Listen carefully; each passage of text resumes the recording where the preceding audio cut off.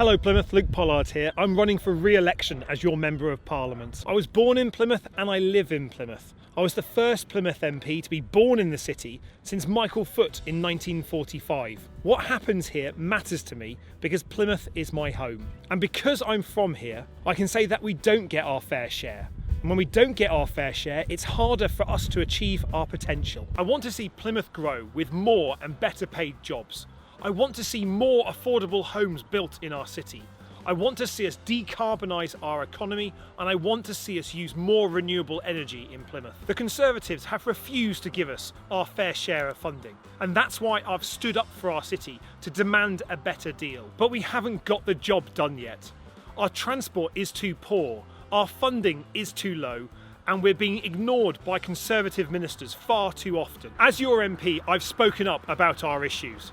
I've spoken about Plymouth 6 times more than the city's Conservative MPs combined. I said that I would give Plymouth its voice back in Parliament, and I have. And with your support, I can continue that work. We live in a city where the result of this election will be very close.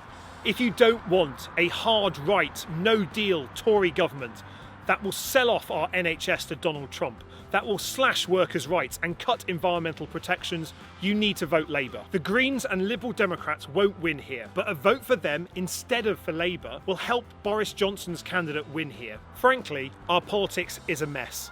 I want to see real change for our city and the way our country is run.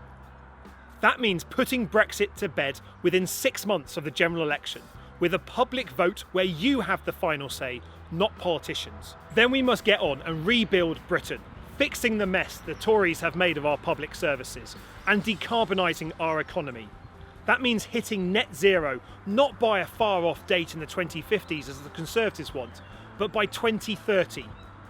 The climate emergency is a crisis, so it needs urgent action now. Since 2017, I've been making the case that Brexit has been distracting us from the issues that really matter.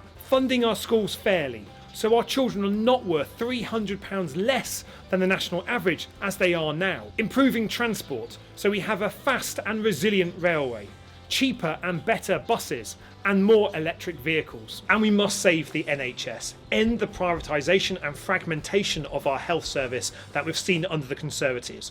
We've got to make sure that all our NHS and social care staff are paid a decent wage, have the good facilities that they deserve, and make sure that the NHS is never sold to the Americans. The Conservatives have cut over 600 experienced police officers from Devon and Cornwall Police, and they've tried to cut the Royal Navy in Devonport as well.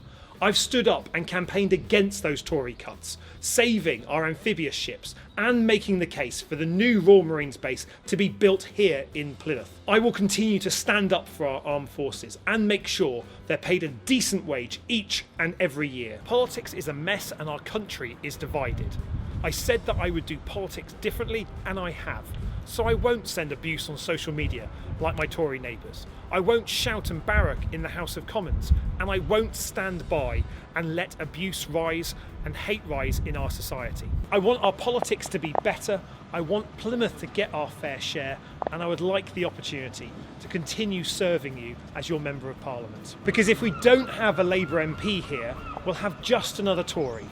Someone who's going to be voting for more cuts and towing the Conservative Party line. I've always put Plymouth first. I've been outspoken on our issues, and because I live here, I've always fought for everyone in Plymouth. On the 12th of December, you have a choice, not just about Brexit, but about the NHS, our schools, the future for our children, an end to austerity, and addressing the climate emergency. I'm proud to be a Janner, and I'm asking for the opportunity to put this Janner back into Parliament, so we can get the job done and get Plymouth our fair share.